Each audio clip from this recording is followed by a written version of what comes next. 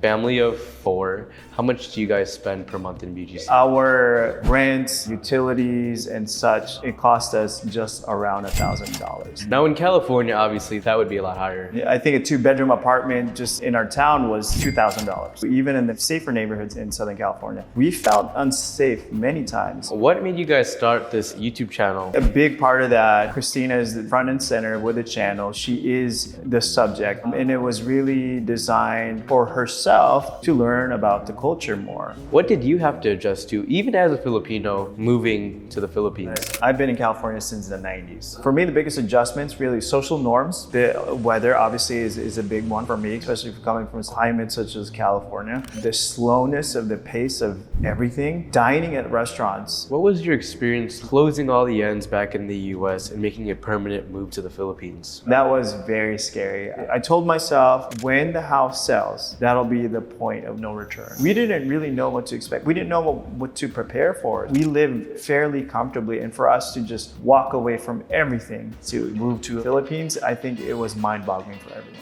What's up, Savvy Expats? So we are with Brian, a fellow Filipino American hailing all the way from California, but not just that, he's also the man behind the rapidly growing channel, Living La Vida Tagalog, with over 55,000 followers and counting, coming from the US all the way here to the Philippines. Brian, it's a pleasure to have you on, man. Hey, thanks. course, Appreciate of course. it. Thank you. Thanks for having me. So, Brian, can you just tell the people a little bit about yourself and your family? Because at the end of the day, Living La Vida Tagalog is a family channel that moved to the Philippines. Can you give a little bit of a breakdown on that? Yeah, so my entire family from California, as Evan mentioned, we moved here about 15 months ago, and really what spurred the move was we visited the country 2020. We were here for 2 weeks, and I think that was a life-changing visit for us. We decided, jokingly, but not really, that we were gonna try to move here and stuff. And I think two years later, we moved here. Part of the reason is we just wanted to get out of the rat race, and not in a negative way. I know there's obviously everyone needs to have a job, needs to work, pay for their bills. But for us, as I've mentioned this before to Evan and others, time is the biggest currency for us. So we really just wanted to shift our focus, our time, on us and the family as well. So, Wow. So I mean, I imagine it took a big leap of faith. Just for full disclosure, guys, we've had Brian and Christina on the channel in the past. Maybe like 3 or 4 months ago, we've interviewed them, and Brian, including his wife Christina, was in the interview. But the reason that I wanted to bring you exclusively on, Brian, is because not many of your viewers on your channel get to hear about your life. And the man behind the channel who films all the content, edits the content as well, and also, is the mastermind behind all of this. So one question that I have is, what were your initial thoughts, especially being from a military background, that kind of made you guys make that switch that said, all right, we live in a safe country like the US, stable jobs. Christina was working a really well-off job as well. And but you guys just moved all the way to the Philippines, where there was uncertainty of what your life would be made out of here. But really quick, before we get into that, I recently put out a survey asking you guys about what topics you want to learn next on the channel. All in all, the results were pretty split, but the second most chosen topic that you guys chose was how to make money in the Philippines. And well, my immediate response to that is this: don't get a job here, don't work for a local company. What you need to do is to get paid in dollars or any other international currency. This is how you take advantage of the exchange rate to essentially arbitrage your lifestyle like I have. Believe me, I exchanged money the other day, 55 pesos to the dollar. Can you believe that? How do you do this though? One of the best routes to take, not only to sustain your lifestyle here, but also to scale your income, is through freelancing. Needless to say, there are countless of digital nomads that not only move to the Philippines every year, but even thrive here. And that then begs the question, how do I invoice my international clients? Or better yet, if I'm a business owner hiring in the Philippines, how do I pay my local employees? Well, this is where I reached out to a company called Native Teams, for money remittance solutions. You guys know me. I won't just take on any partner unless I know they're going to be of value to you. And for me personally, as someone who hires and contracts local talent in the Philippines because the services here are so dang affordable, a company like Native Teams is something that I need on a daily basis. Essentially, they're an all-in-one payment platform for not only foreign business owners like myself, but also freelancers and local employees in any other country. Whether it be invoicing clients, receiving payments, or aiming to secure a job with the right employment contract, Native Teams lets you do it all in one place. And the best part, it's done with complete compliance and flexibility. If you're a freelancer or remote worker, you can invoice your clients and get paid in USD, pounds, euros, and several other different currencies straight to your virtual wallet. And if you're a business owner, you can pay your employees in almost any currency, including pesos. And I also can't forget to mention that unlike PayPal and Wise, there's also zero transaction fees. Now, once you or your local employee has received their money straight into their virtual wallet in Native Teams, they can then send that money straight to their local bank account. But that's not even the end of it. What made me really want to work with Native Teams is that they can issue a physical ATM card to use abroad. From a business owner's perspective, using Native Teams takes the whole burden of handling payroll off of your shoulders. They also help employees get properly employed in most countries, and in addition to that, their payroll processing system allows your employees to receive their salaries straight into their local bank account in accordance with local regulations and full compliance. And for business owners, they help with local documentation and legalization of employees during the hiring process in the Philippines.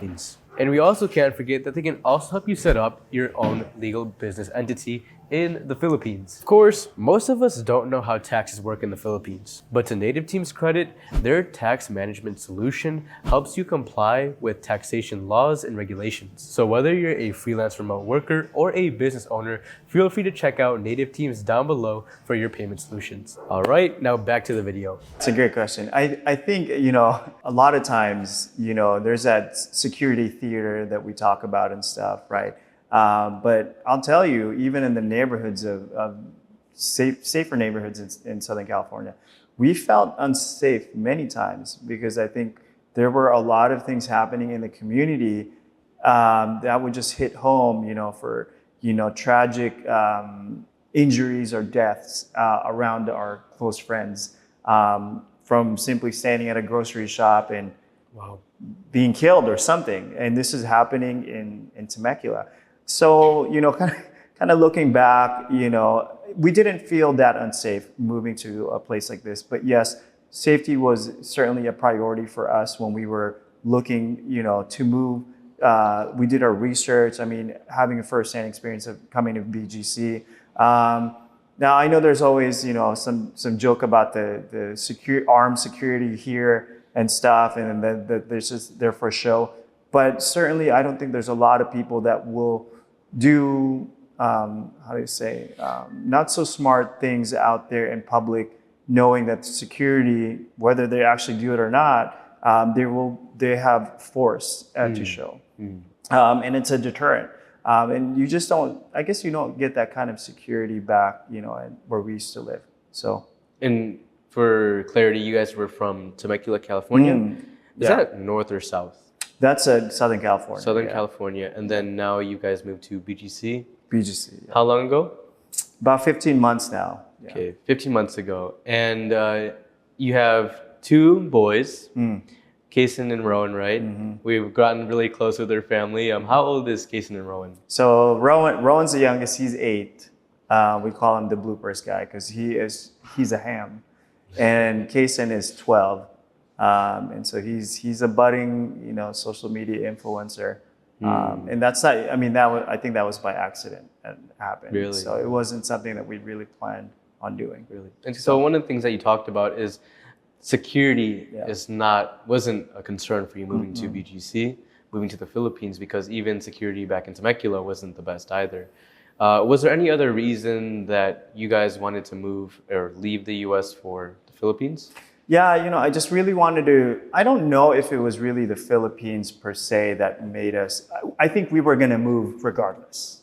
Okay. Whether it was the Philippines or not, we just wanted to break that tradition, I'd say my parents, for instance, baby boomers, I had this conversation with my dad. First time I told him about it, he was not happy. What he actually told me was that I cannot retire early because of the fact that he said, I haven't put in my time. And I told my dad, respectfully, and I said, Dad, there's no rules to these kind of things. If I can provide for my family, and really that's all that matters at the end of the day. Yeah, so the main reason was really focusing our time on the kids. We felt like we were a typical family, going to work 9 to 5, and then come weekends, we would do our chores and, while the kids were off at school. And really, there wasn't a lot of quality time to speak of with the family, right? We joked about this, like Sundays always like reserved for laundry days for most households, in the U.S. But that's kind of like we're joking about it, but we're really not joking about it and stuff. So we just really wanted to have a better quality of life. Got it. And again, just really focusing on bettering ourselves.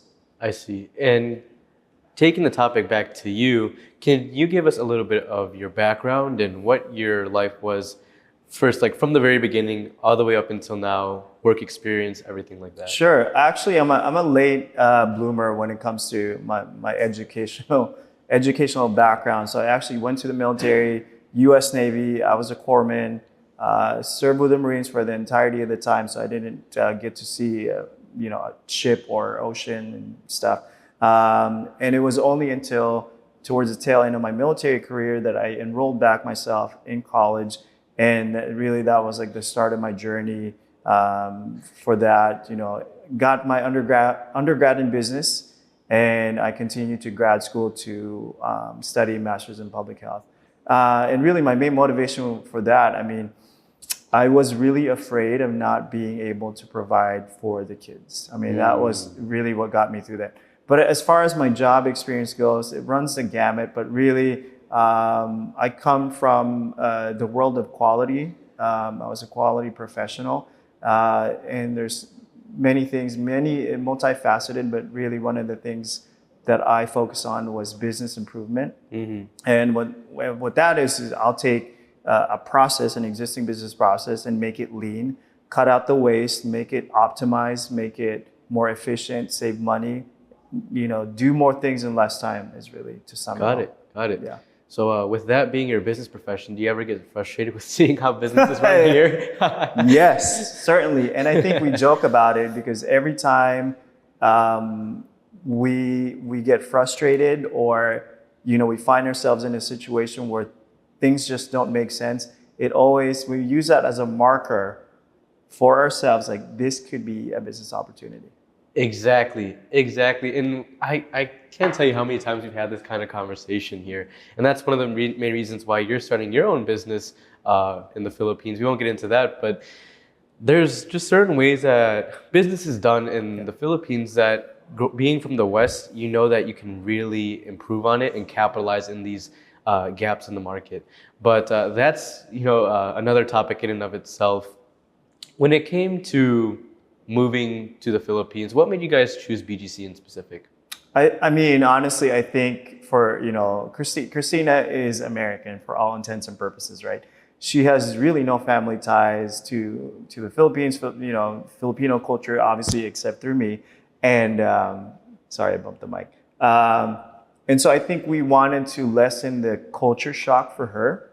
And we wanted to have her be in an environment where it's accessible for her to go to shops, coffee places. And that's it. Another reason too was obviously St. Luke's. That was part of our research. We wanted to have access to quality care. Hence, BGC is really what we chose. Okay. And then in regards to cost of living, how is that for you guys here, being from California? Yeah, so I would say you can save money even in BGC, coming from California. But it's one of those, I would say there are certain times where there's extreme variables to this on opposite ends. Because on one hand, you can find a condo building for rent for a 2-bedroom for, less than $1,000 a month. But in the same city, right, still staying in BGC, you can also find a 2-bedroom for upwards of $3,000, $4,000 US. Yeah. Yeah, the So- prices here in BGC, they do vary. And the thing is, what I found is that just as you can live like a lavish lifestyle in BGC and like say you're living on a more than enough budget, like 4 or 5K a month here, you can also live here as a single person with a decent affordable budget, less than 2,000 a month. Certainly. Which all depends on your own lifestyle. For your family in specific, if you don't mind disclosing, family of 4, how much do you guys spend per month in BGC? So I would say our rent, utilities, and such, it cost us just around $1,000. No kidding. Yeah, but obviously food varies, right? I mean, we like to eat great food and stuff, so that's not a change from our previous lifestyle in California, because most of our money, aside from the mortgage, most of our money did go to food, even then. I mean, I would say 3,000. 3,000. 3,000 a month, not just for food, but just for, I would say that's the average for us. Oh, okay. For all expenses included, 3,000 per month for a family of 4. Now in California, obviously that would be a lot higher. No, I don't think. I mean, not in Southern California. I mean, you could probably find that in the remote parts of California, maybe the middle section, but I don't think not in our area. So In your area, how much were you guys spending back then? oh gosh, I mean, I think a 2-bedroom apartment just in our town was $2,000. Oh wow. Yeah. Yeah. So Yeah. cost of living there back in Temecula is a lot more expensive, even. Okay. And now talking about your channel coming here, I mean, I used to watch your videos even while you guys were still vlogging in California, and that's actually how we got in touch with one another. What made you guys start this YouTube channel based around Filipino culture as a Phil-Am family? Yeah, so I think a big part of that, you know, Christina is the front and center with the channel. She is the subject, and it was really designed kind of for herself to learn about the culture more. You know, as I mentioned before, she has no ties to Filipino culture. Maybe she's had a couple friends and stuff in high school, but she really wanted to gain a deeper understanding, social norms and culture and such, that even myself, I'm learning with her as well, right? You know, we just launched an episode, uploaded one actually last night, and it was about Filipino superstitions surrounding food, right? So she found a list, like on the internet, there's like 10 things that they named off, and only 2 of those I personally knew about, and 8, which I've never heard of. Now, I'm not saying I'm blaming my parents for not teaching me, you know, the ways of their, you know, the culture, but it's just, I'm learning as well with her. But yeah, it's really discovering Filipino culture through her eyes as an American. Okay, so that's the whole basis around the channel. Yeah. And just seeing an American in the Philippines adjusting to the culture and learning new things about it. But I would say that even for you, you're still learning a lot about the culture here.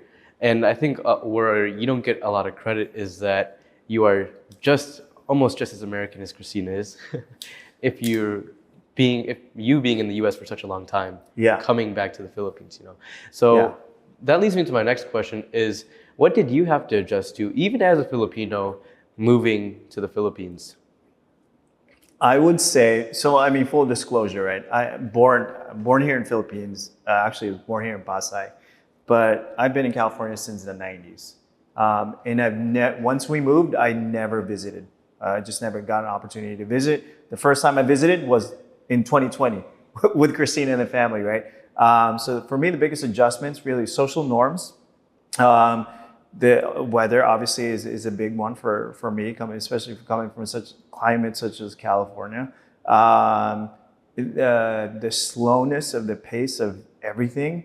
Dining at restaurants, I never imagined that, you know, ordering food and by the time it comes out, it typically takes such a long time. You know, I think that's probably the big, which kind of, you know, it goes under the slowness of the pace. That's probably the biggest ones. You know, I think I mentioned before, we kind of joked about this. Cutting in line was a big thing for me. Just the etiquette of that is maybe a lost art here, or it doesn't exist to begin with. I don't know, but that's something. Because in the US, you by no means cut in line. It's gonna end bad. But so you mentioned social norms. What is that? Can you dig a little deeper into like the social norms in the Philippines that's different in the US? Sure. Yeah, you mentioned. I think us Americans, we really value our personal space. I think you mentioned this in one of your previous episodes. But yeah, we can be walking down a sidewalk and a lot of space, and people will just brush up while against your shoulder as they're walking by you for whatever reason and stuff. Right. And it's not because of a tight space of the sidewalk, because there's plenty of room. That's probably one thing. Even going down escalators, this happened to me like 2 days ago. There was a person right on the step right behind me. Mm-hmm. So they didn't give me any spot, and it wasn't a crowded escalator. So what I did, I just turned around like this, and I was facing them, and I said, hello. And then I just stayed there. Because it was this kind of weird thing for me, but for them, it's normal. It is. It's hard to get used to. Right. And those are like the things I always talk about on the channel. Like, guys, just got to be patient with these things, because like it's really non-existent, the kind of social etiquette that we have in the US. Mm-hmm. Here, it doesn't really exist. So one thing that I really was curious about is your experience being a Filipino American in the Philippines. Obviously, us being Filipino on the exterior, but like being raised abroad, we have different experiences. But how do you get treated here as that?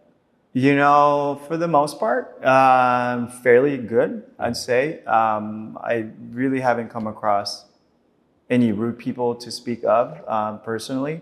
Although there was a guy at the gym, he was speaking in Tagalog. And I guess he didn't understand. He didn't know that I can understand Tagalog. And he was telling his coworker that I was, I don't know, just boastful or something. I don't know the word and stuff. Mayabang? Yeah, that one. Yeah. And I was just working out with his colleagues. And he was saying something about, he's not from here, he doesn't know, or something like that. But anyways, otherwise, there really hasn't, I've been treated fairly well. It's funny, when I do walk through security doors, if I'm walking by myself, they usually check my bags. And so I picked up on this now. I don't know if it's just happenstance, but if I let Christina walk ahead of me, they won't check my bags. Oh, yeah.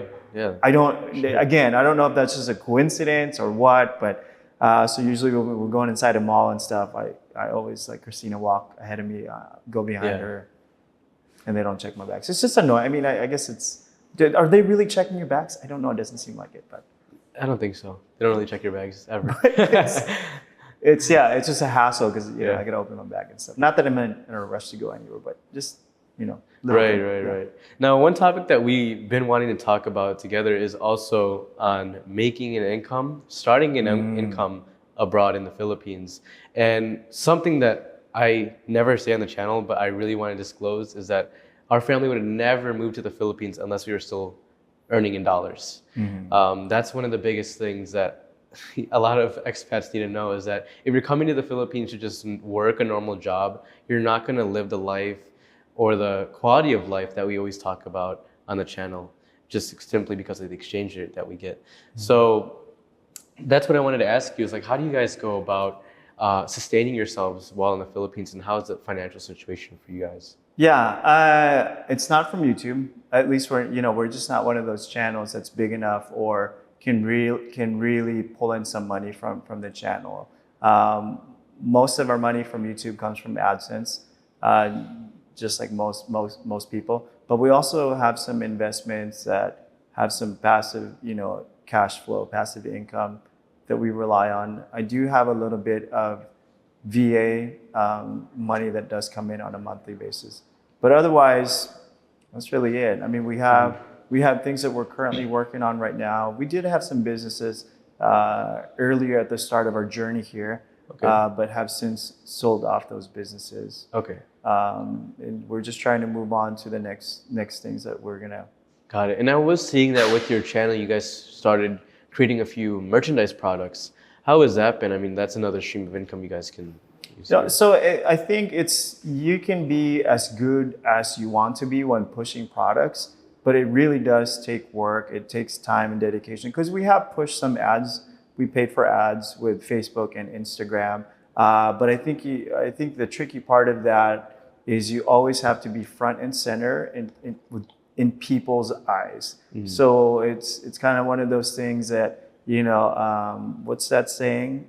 Out of sight, out of mind. It's so fast, especially with this day and age, attention span that we're fighting for. From the creator side of perspective, fighting for that audience time, it's tough. It goes the same for selling merchandise. So yeah, we made some sales, certainly. I mean, and it's some of our friends on social media, influencers, fellow creators have also helped us push some of these products, and they've done well. Okay. Okay. And is there any pieces of advice that you'd give to someone that's moving to the Philippines and wanting to sustain themselves off of online income or a passive income stream, side income stream like that? That's a big question. I think, so I'm thinking right now because there's so many different ways you can sustain yourself using your laptop. You can be selling digital things, whether it comes in a form of ebooks or digital arts. Christina actually, that's one part of her business, which she's still kind of continuing now, is she sells digital files of designs. And she makes a design, puts them up on Etsy, and it's a one and done deal, and people just buy them. Doesn't really take a lot of maintenance. It could be one form.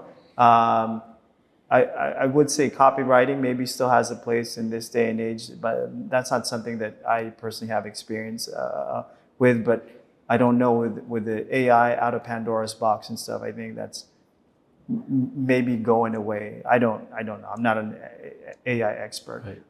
But there's other things like if you have photography skills or you dabble in that kind of videography, there's just so many things digitally you can do. Right. So online money, there's like really no end to how you can make. I think it really is limited with your creativity. And I'm not creative. So yeah, I'll say that. I just don't have a really creative, bone in my body and stuff. But there's some genius people out there that are doing some really, really crazy things with making money online. Right. So. Can you talk about your experience? And this is because I'm asking this because those that watch my channel have probably come across Living La Vida Tagalog. Can you talk about your experience behind the scenes of working on this channel that a lot of people don't see on camera? Sure, yeah, certainly. So, as we mentioned, we have two boys. Part of I would say, well, here's the positives, right? It's always, it's family friendly, family centric. We do have lots of fun on the channel, on and off the camera. But there are some times where we kind of wake up on the wrong side of the bed or the weather's too hot, that there's some friction in the family. The kids, they don't want to go outside and film because it's too hot. They got shorter legs than we do, so they can't walk as long as we can, right? So when we have to travel distances like that, it gets to them faster than us. So we have to manage the kids' personalities, and also me and Christina as well. I think when it comes to the creative aspect of coming up with ideas and topics to shoot, we just don't really see eye to eye, which is good and bad, because we can kind of poke at each other's ideas and stuff in a constructive way, but that probably is the biggest challenge, because I don't know, you guys don't see this, but when we're filming, the kids in the background are just, sometimes they're fighting, they're arguing, they're hitting each other and stuff. And, I'm holding the camera, Christina's trying to remember what she's supposed to say. And sometimes it's really not an environment conducive to creating content, but we make do. I mean, we've been doing this, I think, for 2 years now and stuff. So, it's good. It's good and it's bad sometimes. So.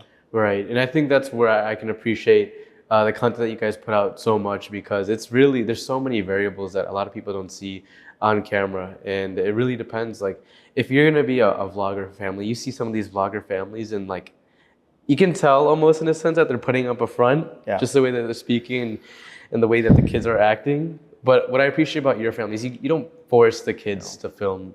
Yeah. And, So I think, I mean, yeah, that's a good point you make, because we don't have personality on camera. It's just we're not that talented. You know, we can't just put on a face and be that. And you know, for us, it's just whatever you see on camera, it's us. It's like that's us in real life. Yeah. yeah, Oh, sorry. And yeah, you know what Evan was mentioning right now. If the kids don't want to shoot because they're having a bad day, we don't force them. You know, I mentioned to Evan before that we have so many footages of episodes that were unfinished because someone was having a bad day, and we'll just wrap it up for the day and stop shooting. And, you know, that's happened many, many times. wow. Yeah. And one question that I have is, what was your experience like closing all the ends back in the U.S. and making a permanent move to the Philippines? I think, you know, that was very scary. Because we had the house, you know, we still had a mortgage, we had cars, I had a motorcycle. We just had so many materialistic things that we had. I mean, the dogs too. We had dogs, right? So trying to wrap our head around that, you know, initially was such a big, mentally draining, you know, exercise, if you will. I told myself, I said, okay, when the house sells, that'll be the point of no return. And so I think that made it easier for me because the house did sell. And that was like, kind of, okay, I guess we really are moving. Like that was really the deciding factor. So we couldn't back out. And I think that made it easier because that's one less thing that I had to choose. For sure. A choice, yeah. From the time that you and Christina agreed upon, hey, we're going to make this move to the Philippines, to the house selling, how long was that time span? 2 months, 3 months. That's it? Yeah. Only 2 to 3 months. Okay, maybe I'm exaggerating. So we were tinkering about the idea in November, because I remember this specifically, having the conversation, having to tell our parents during Thanksgiving. Like, hey, this is going to be the last Thanksgiving we're going to spend with the family, so we need to tell them now, right, in the upcoming holidays. So I think in November, and then we put the house on the market in March, and then I think it sold in April. Wow. So it was like really everything was within 6 months. And then we were gone by July. So less than a year. And was there anything that you guys had to prepare mentally doing such a big move? Just blind faith. I mean, I think it was because we didn't know. We had a very limited knowledge, firsthand experience of Philippines, right? We saw BGC, we saw a few provinces, right? We went to El Nido, Pangasinan, a couple other provinces and stuff. But otherwise, you know, a 2-week vacation really is nothing, you know, compared to actually settling in a place and living there. So we didn't really know what to expect. We didn't know what to prepare for. So it was really a lot of blind faith. It really was. Wow. And with that blind faith, I can imagine that you had a few comments from your relatives, Christina's side of the family. I mean, what was it like with hearing their feedback? I think most of everyone's feedback was they were at a loss. They really didn't understand why we're doing the move.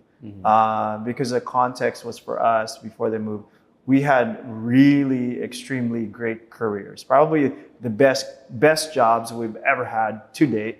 You know, with respect to the financial compensation and also the nature of our jobs, and we really did enjoy them. You know, we had, I don't want to say the American dream, white picket fence, but sort of like that, if there was such a thing, right? We live fairly comfortably, and for us to just walk away from everything to do this, to, you know, move to you know, Philippines, I think it was mind-boggling for everyone. Yeah, and I can imagine. I mean, I can imagine that person, a normal person, especially if they're not from the U.S. and they're hearing like, you guys had it all. You know, you had, like you said, cars, motorcycle, you had all the toys, you had a house, family, relatively nice area in California. I mean, what was like the main thing going through your guys' mind that was like, okay, this is why we're gonna leave the U.S. because you guys had a great life there? Yeah, I think we just maybe didn't agree with a lot of society's values and morals, upbringing, how maybe maybe some other families, how they're raising their kids. Now, I want to make that clear that I don't have a say in how families raise their own kids or how they run things in their own household.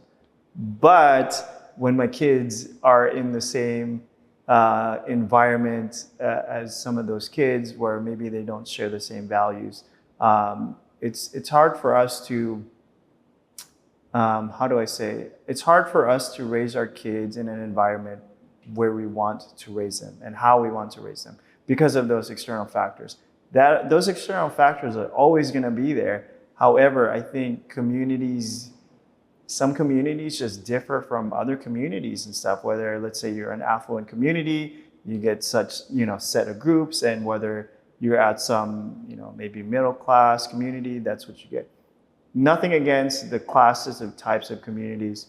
We just wanted to look for a better environment for the kids. That's really, whatever that looked like. I don't know how to define it and stuff, but something that aligns with our values and morals. Got it. And so with your kids now being in the Philippines in BGC, how is this environment for them? They like it. I mean, Kasen, to this day, he tells us that he doesn't like homeschool, but we joke around. It's like, yeah, well, you should talk to Emery and stuff. And then, so, I think there's some variables. So he doesn't understand from his perspective as a 12-year-old having to wake up, at the dawn, 5:30 or whatever, and then staying, a good chunk of your day being in school. That could be draining. I mean, that is draining. I remember those days. I didn't like it. And I mean, just 2 days ago, we were taking a small, quick vacation at San Benito at the farm, and that's something we wouldn't have been able to do if the kids were at school. Oh, absolutely. And I do remind them, I'm like, guys, we're sitting here right now, we're doing this, and all your classmates are in class. So absolutely, yeah. And I think that's like the whole goal that you were shooting for when you guys were making that move, is to leave that rat race and that normal daily routine so that you guys can have the freedom to do whatever you guys want with your time. I think for both of us, I mean, for me and Christina, leaving the rat race, and then the kids as well, just getting them uncoupled with the daily schedule of quote unquote life, right? We just kind of really wanted to take the schedule in our own hands, however we see fit. Mm-hmm. And going forward, what's your plans with living in the Philippines, the YouTube channel, and the kids? Honestly, we really hope to grow the channel to the point that we can do some other things more meaningful. I'm not saying that the channel itself is not meaningful, but we certainly want to contribute more back to the communities, animals especially. The family, the kids, Christina, they're huge animal lovers and stuff. We do from time to time send some goodies to the pet shelters. We'll order something on Grab online and get it delivered to their doorstep for animal food and such. We want to do more of those things and stuff, but obviously you need some money and cash to cover that. So we're hoping, it's in the cards for us. We can use the channel as a stepping stone into greater things, whatever that may be. Love it. So it was a pleasure, Brian, having you onto the channel for the second time, and we look forward to more conversations with you. Hey, thanks for having me, man. Of course. Thank you.